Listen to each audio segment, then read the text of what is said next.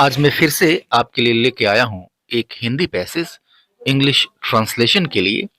और इस पैसेज के ट्रांसलेशन में ये सारे कॉन्सेप्ट्स जो आपको स्क्रीन पे दिखाई दे रहे हैं ये सारे के सारे यूज किए जाएंगे। तो video is going to be very important for you, so don't miss any part of it. Let's start the video. पहला सेंटेंस लीजिए कि अपना काम पूरा कर लेने के बाद राहुल को लगा कि उसे अपनी आदतें बदलनी चाहिए। इस पूरे सेंटेंस में दो हिस्से हैं या कह लीजिए दो क्लासेस हैं। एक तो अपना काम पूरा कर लेने के बाद राहुल को लगा, एक क्लास ये है, और दूसरा क्लास है कि उसे अपनी आदतें बदलनी चाहिए, ये दूसरा क्लास है। तो हम पहले पहले क्लास की बात करते हैं। अपने काम को पूरा कर लेने के बाद राहुल को लगा। अब इसमें दो हिस्सा है। यहां आप जो देख रहे हैं अपना काम पूरा कर लेने के बाद, ठीक है, एक काम खत्म हुआ और फिर राहुल को लगा। ये जो लगा या फिर महसूस हुआ, या काम खत्म कर लेने के बाद उसे ऐसा महसूस हुआ। तो इस पार्ट में जो वर्ब फॉर्म आया हुआ है, उस वर्ब फॉर्म उस चीज को बताने के लिए हम यूज करते हैं after plus having plus verb की थर्ड फॉर्म। ठीक है, तो हमें कहना है कि अपना काम पूरा कर लेने के बाद, तो सबसे पहले लिखिए पूरा कर लेने के बाद मीन्स आफ्टर हैविंग कंप्लीटेड, और अपना काम his work after completed his work. और फिर इसको लिखेंगे राहुल को लगा, राहुल फेल्ट, राहुल को लगा पास्ट इंडेफिनिट है तो राहुल फेल्ट। अब की आया हुआ है, अब इस क्लास को लीजिए की मीन्स दैट उसे अपनी आदतें बदलनी चाहिए। ठीक है, सलाह है, चाहिए आया हुआ है, शुड यूज करेंगे दैट ही शुड, और बदलना चेंज, और क्या बदलना चाहिए भाई, हिज हैबिट्स। पूरा सेंटेंस देखिए क्या हो गया कि after having completed his work Rahul felt that he should change his habits. ठीक है, तो सेम पैटर्न पे एक सेंटेंस और देखिए कि अपना होमवर्क खत्म करके वह खेलने चला गया।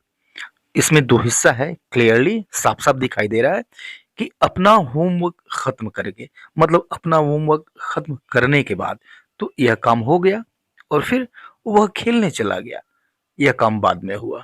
तो यह जो हिस्सा है अपना होमवर्क खत्म करके या फिर अपना होमवर्क खत्म करने के बाद, इसके लिए हम यूज करेंगे आफ्टर हैविंग और फिर वर्ब की थर्ड फॉर्म। कैसे कहेंगे, आफ्टर हैविंग कंप्लीटेड।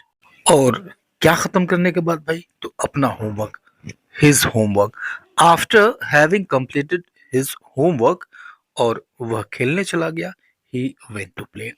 इसी चीज को हम ऐसे भी कह सकते हैं, after completing his homework he went to play, ऐसे भी कह सकते हैं, वही अर्थ है। या फिर चाहे तो इसको हम ऐसे भी कह सकते हैं, having completed his homework he went to play, ऐसे भी कह सकते हैं।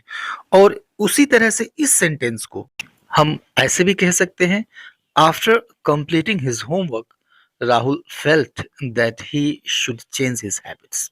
ठीक है, क्लियर। नेक्स्ट सेंटेंस देखिए कि आलसी होने के कारण उसे अक्सर दिक्कतें होती हैं। दो हिस्सा इसमें भी है, उसे अक्सर दिक्कतें होती हैं, यह एक पूरा क्लास है, और आलसी होने के कारण यह एक फ्रेज है, आलसी होने के कारण। तो यह जो हिस्सा है यह बता रहा है रीजन, और यह इसका रिजल्ट है, उसे अक्सर दिक्कतें होती है। तो अब यहाँ पे होने के कारण मीन्स यह स्टेट है, कोई कंडीशन है, कोई स्थिति बनती है, इसको बताता है बीइंग, बी बताता है। तो इसको कहना हो आलसी होने के कारण, तो हम कहेंगे बिकॉज ऑफ बीइंग लेजी। तो बिकॉज ऑफ के कारण, बीइंग मीन्स होने, और लेजी मीन्स आलसी। तो बिकॉज ऑफ बीइंग लेजी उसे अक्सर दिक्कतें होती हैं, ही ऑफन फेसेस प्रॉब्लम्स। ठीक है, पूरा सेंटेंस क्या हो गया कि because of being lazy he often faces problems, ऐसे कह सकते हैं। या फिर चाहे तो इसको हम ऐसे भी कह सकते हैं कि ही often faces problems because of being lazy, ऐसे भी कह सकते हैं। या फिर आप चाहे तो इसे ऐसे भी कह सकते हैं, ही often faces problems for being lazy. तो इन सब का मतलब एक ही है कि आलसी होने के कारण उसे अक्सर दिक्कतें होती हैं। ठीक है। इसी तरह का एक सेंटेंस और देखिए सेम पैटर्न पे कि कई दिन अब्सेंट होने के कारण उसे जुर्माना भरना पड़ा। तो यहाँ देखिए कई दिन अब्सेंट होने के कारण ये वजह है, रिजल्ट उसका क्या आया, उसे जुर्माना भरना पड़ा। ओके, तो अब यहां पर लिखिए कई दिन अब्सेंट होने के कारण because of being absent for many days उसे जुर्माना भरना पड़ा, ही had to pay the fine. ठीक है, या फिर इसको उलट भी सकते हैं, ही had to pay the fine because of being absent for many days, ऐसे भी कह सकते हैं। या फिर ये भी सही है, being absent for many days he had to pay the fine. ठीक है, क्लियर है। नेक्स्ट सेंटेंस देखिए कि उसके पिता उसे लापरवाह होने के लिए अक्सर डांटते हैं। राइट, पूरा सेंटेंस देखिए और समझिए इसको कि उसके पिता उसे अक्सर डांटते हैं, एक हिस्सा ये है। और फिर देखिए लापरवाह होने के लिए, ये थोड़ा अलग सा हिस्सा है, एक सेपरेट सा हिस्सा है। तो सबसे पहले लिखिए उसके पिता उसे अक्सर डांटते हैं, प्रेजेंट इंडेफिनिट है। His father often Scholz him, और किस लिए, लापरवाह होने के लिए, फॉर बीइंग केयरलेस। तो फॉर बीइंग होने के लिए, केयरलेस लापरवाह।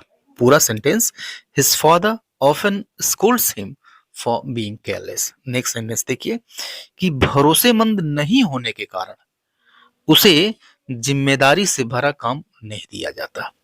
ठीक है, एक हिस्सा ये भरोसेमंद नहीं होने के कारण, और दूसरा हिस्सा ये उसे जिम्मेदार काम नहीं दिया जाता। हम पहले बात करते हैं भरोसेमंद नहीं होने के कारण। यहां भी स्टेट ऑफ बीइंग है। ठीक है, होना ये बताता है स्टेट, और इस चीज को बताता है बीइंग। अब नेगेटिव भी है, तो ध्यान रखिए फोकस मेरा नेगेटिव पे है कि जब बीइंग स्थिति को आप नेगेटिव बताते हैं तो बीइंग के पहले नॉट यूज किया जाता है। भरोसेमंद नहीं होने के कारण, because of not being reliable, ये नेगेटिव फॉर्म है इसका। Because of not being reliable means भरोसेमंद नहीं होने के कारण उससे जिम्मेदार काम नहीं दिया जाता या जिम्मेदारी से भरा काम नहीं दिया जाता। ये पैसिव वॉइस है, means he is not given a responsible task. तो पूरा सेंटेंस क्या हुआ कि because of not being reliable he is not given a responsible task. अब देखते हैं नेक्स्ट सेंटेंस, उसने समझ लिया कि उसे थोड़ा और अनुशासित होने के लिए अपनी आदतें बदलनी पड़ेंगी ताकि काम समय पर खत्म किया जा सके। अब देखिए इस सेंटेंस के पार्ट्स अलग अलग, कई कितने पार्ट्स हैं। उसने समझ लिया, एक पार्ट ये है कि उसे थोड़ा और अनुशासित होने के लिए अपनी आदतें बदलनी पड़ेंगी, ये दूसरा पार्ट है। ये दोनों क्लासेस हैं। और ताकि समय पर काम खत्म किया जा सके, ये तीसरा क्लास है। कुल 3 क्लासेस हैं। तो सबसे पहले लिखिए कि उसने समझ लिया मीन्स ही अंडरस्टूड कि दैट उसे थोड़ा और अनुशासित होने के लिए अपनी आदतें बदलनी पड़ेंगी। तो सबसे पहले इसमें लिखिए उसे अपनी आदतें बदलनी पड़ेंगी means he would have to change his habits. तो अब इस पार्ट से ये पता चलता है कि कोई प्रेशर है, बाहरी प्रेशर, जिसकी वजह से कोई काम आपको करना पड़ेगा। तो इस बात को बताने के लिए हम विल हैव टू और वर्ब की फर्स्ट फॉर्म यूज करते हैं। इसीलिए यहाँ पे वुड हैव टू और वर्ब की फर्स्ट फॉर्म यूज हुई है।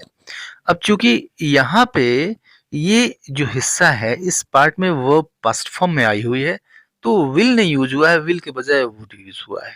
ठीक है, और फिर यहाँ देखिए ताकि काम समय पर खत्म किया जा सके, ये जो क्लास है पैसिव वॉइस में है। तो इसको हम लिखेंगे ताकि मीन्स सो दैट काम को समय पर खत्म किया जा सके, the work could be done on time या फिर could get done on time.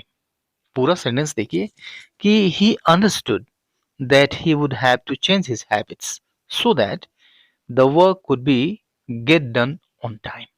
ठीक है, आज के लिए इतना ही, मिलता है नेक्स्ट वीडियो में, तब तक के लिए goodbye and take care.